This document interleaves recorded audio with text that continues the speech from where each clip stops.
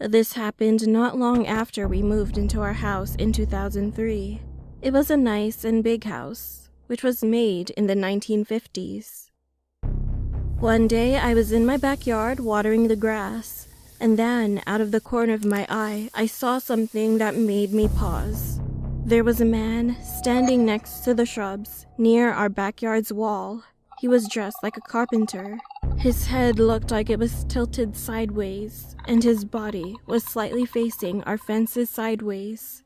Then he saw me and smiled kindly at me.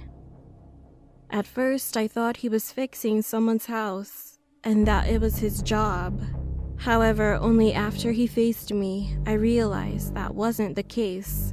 When I looked at him with narrowed eyes, I noticed that his neck was visibly broken, causing his head to awkwardly tilt to the side.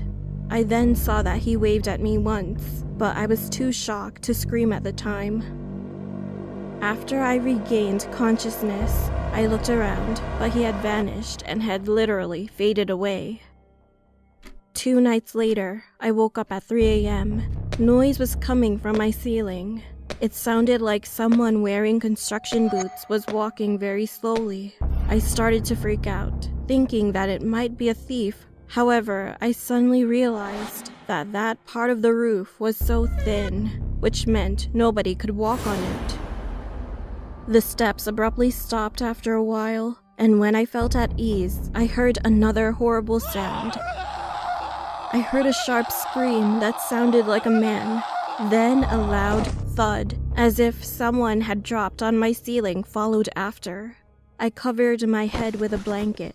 My hands and whole body shivered, and after 10 minutes of nothing, I peeked outside. It was completely quiet.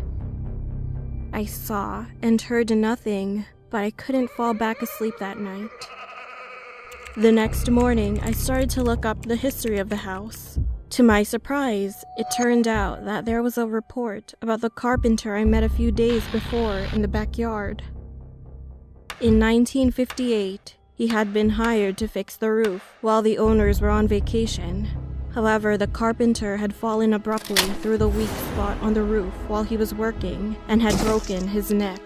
He couldn't scream for help, and no one ever knew what happened to him as the owners were gone for 2 weeks.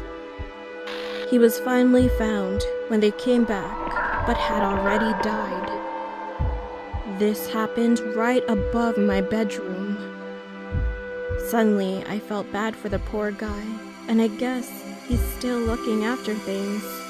Since then, I've seen him sometimes, but I'm no longer afraid of him.